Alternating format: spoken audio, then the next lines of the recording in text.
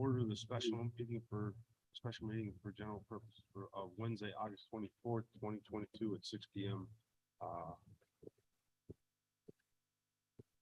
Have a moment of silence by the salute of the flag.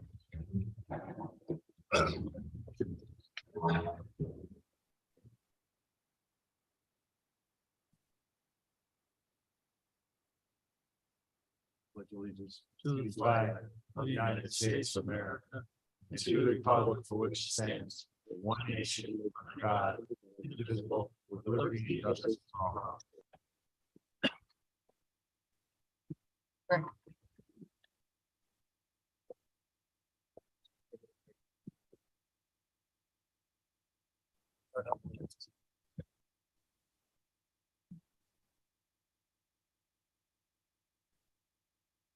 Roll call. Mrs. Cassatt, Here. Mr. Damascus, Here. Mr. Hardwick, Here. Mr. Camus, Here. Mr. Keating, Here. Mr. Majer, Mr. Perfetto, Here. Mr. Pazinski, I'm here. Mr. Usavich,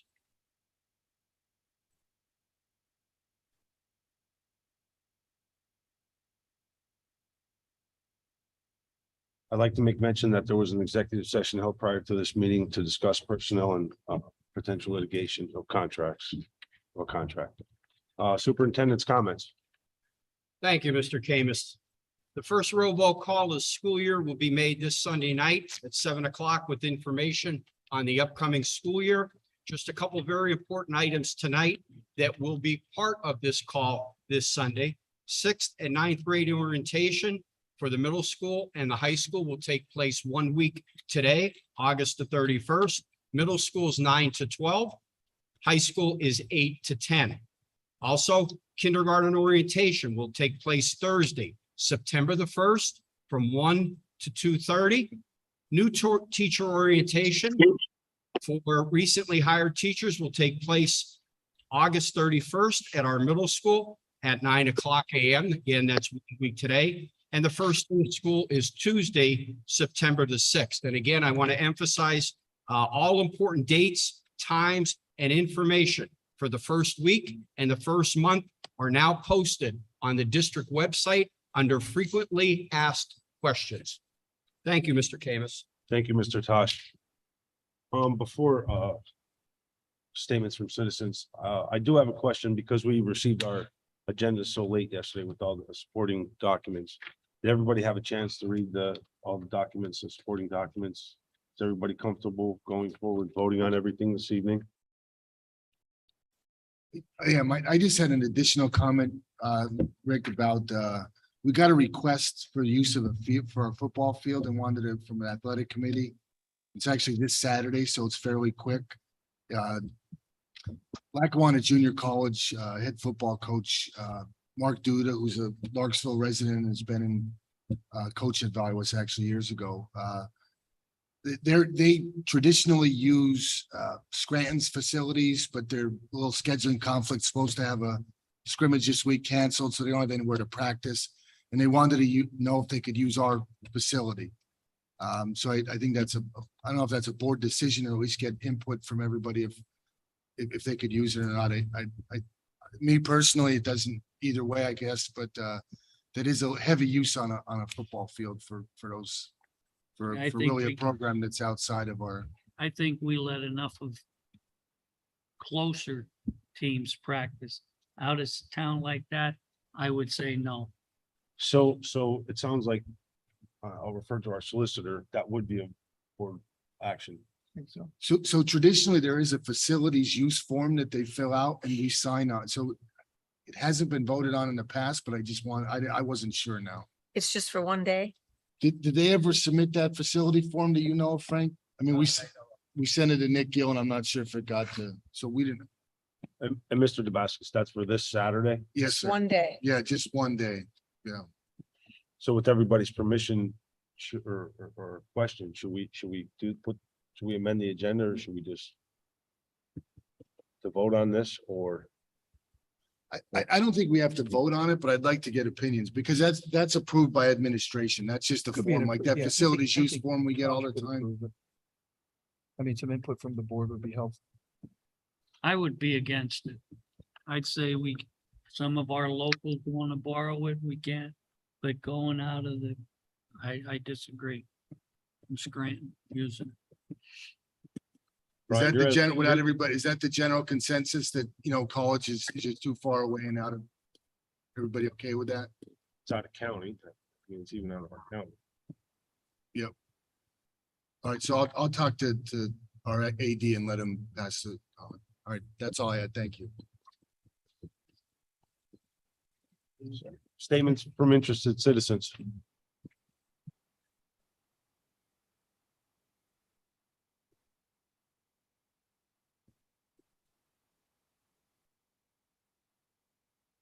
Hi, my name is Kate Pokrivka. I live in 44. And I'm down to 2 kids in the district. I took 2 out to go to Good Shepherd for middle school. My comment is about the highly shocking document that was posted on the website.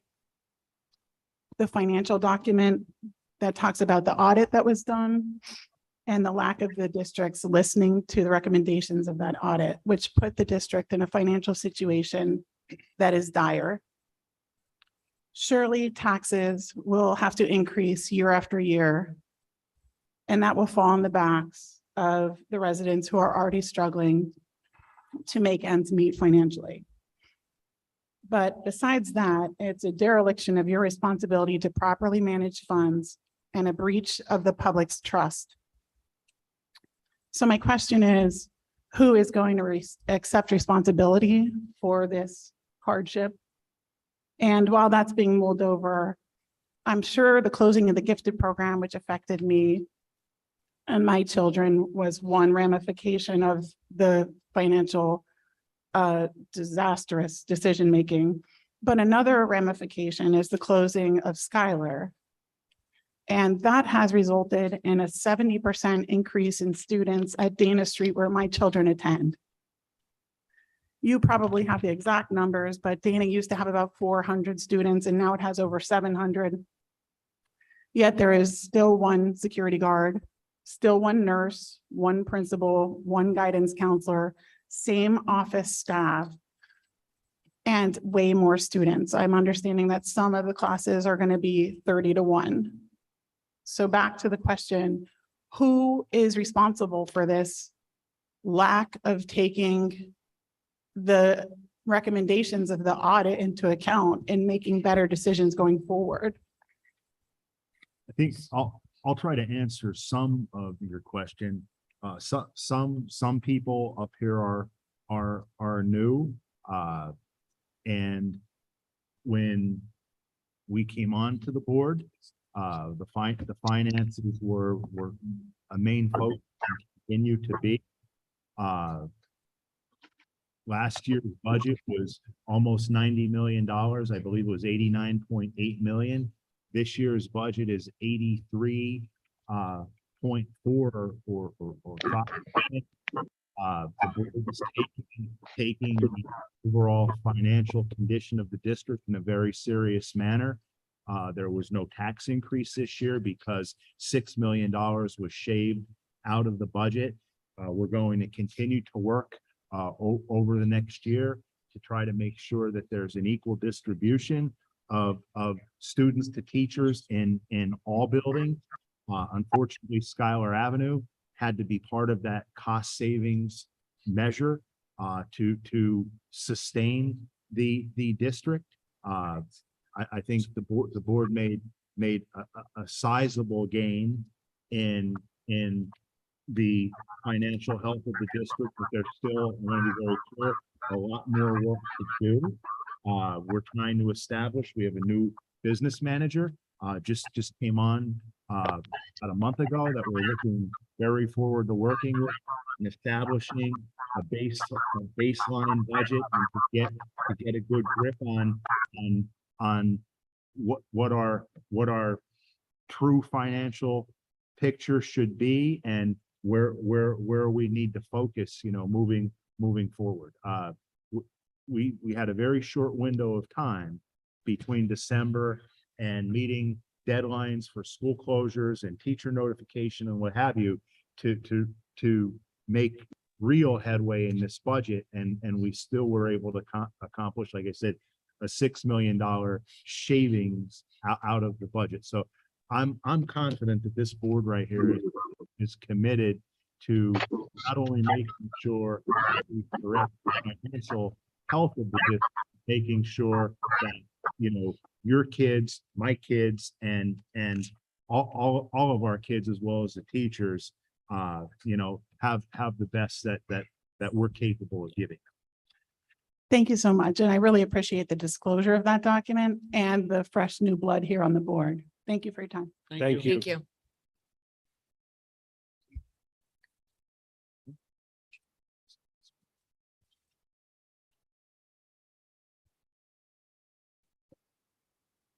How are you? It's James Baldwin, from West Wyoming. Today, I just wanted to follow up on an email I sent the board the other day regarding the vaccine clinic that I know is supposed to happen in the near future. Is that still scheduled I believe for the so. COVID-19? Mr. Dickon, It's not mandatory. Scheduled clinic for this Saturday. We're gonna push back to September because there's new vaccines coming out.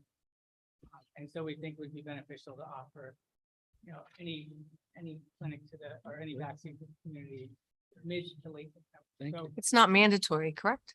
no, of course. No, not. okay. So we won't do it this Saturday. The information I think the middle to end. thank you, Mr. Dickon. Okay, yeah, because like I know I sent an email and it was just regarding the Pfizer vaccine and a study that came out of Thailand.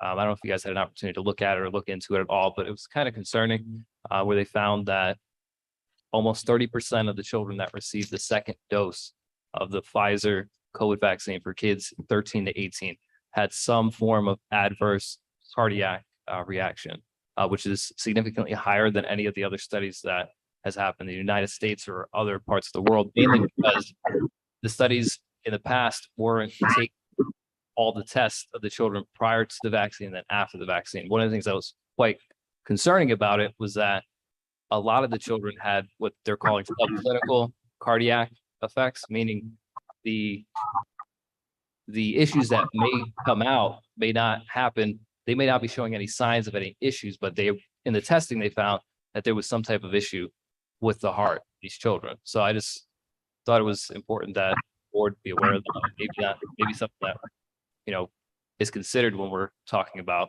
promoting these vaccine clinics until. Thank You know, you, but we're further not data. making them, we're not mandatory I testing, understand. so we appreciate the information, but that's on the parents. Right. And I guess the other question is, are parents given informed consent about, you know, all the information regarding vaccines? I don't know if you guys know that or not. So that's a parental decision. We're not promoting vaccines, you just bring a community Make it available for people who, available to our community. It's the least we can do for the community and try to help parents and families out. Right, Right. because it's at no cost to them, correct? correct. Right. And I did look, I read your email and I read your. I'm sorry, I can't hear you. I did see your email and I read the article and again, you know, that's a personal thing. That's your opinion. It's- Right. I it's agree. not my- It's not def- my family. you know, Appreciate that. I'm vaccinated and I got my.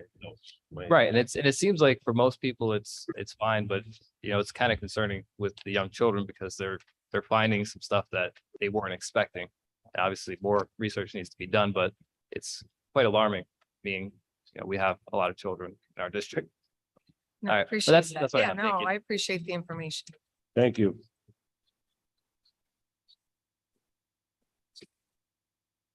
Anyone else?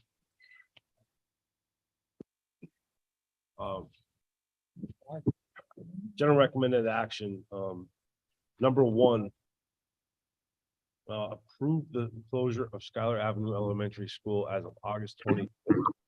Have a motion, So moved. I have a second, Second, on a roll call. Mrs. Cassatt, yes. Mr. Tabasco, Yes. Mr. Hardwick, Yes. Mr. Kamis, Mr. Keating, Yes. Mr. Perfetto, Yes. Mr. Pazinski, Yes. Mr. Kamis. Yes. Thank you. Under general recommended action, items 2 through 7. Including the 2 SRO agreements. Everybody had a chance to go through them. May I have a motion, please? So moved. Second, I have a motion and a second. On a roll call, please. Mrs. Cassatt, Yes. Mr. Damascus. yes. Mr. Hardwick, Yes. Mr. Keating, Yes. Mr. Perfetto, Yes. Mr. Pazinski. Yes. Mr. Kamis. Yes. Staff recommended action, items 1 through 12. May I have a motion, please? So moved. Second, Motion and a second. On a roll call, please. Mrs. Cassatt, Yes. Mr. Damascus, yes. Mr. Hardwick, Yes. Mr. Keating, Yes. Mr. Perfetto, Yes. Mr. Pazinski. Yes. Mr. Kamis. Yes. Moving on, board members' comments.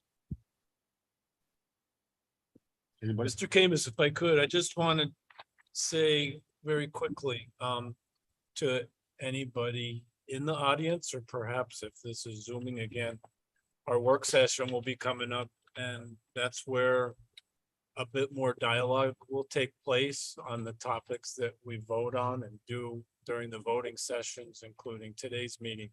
So I would encourage people to try and either tune in or attend the work sessions.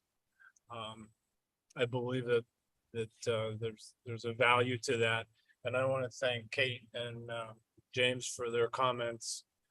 They don't just go away. We listen. So I just want to say thank you. Absolutely.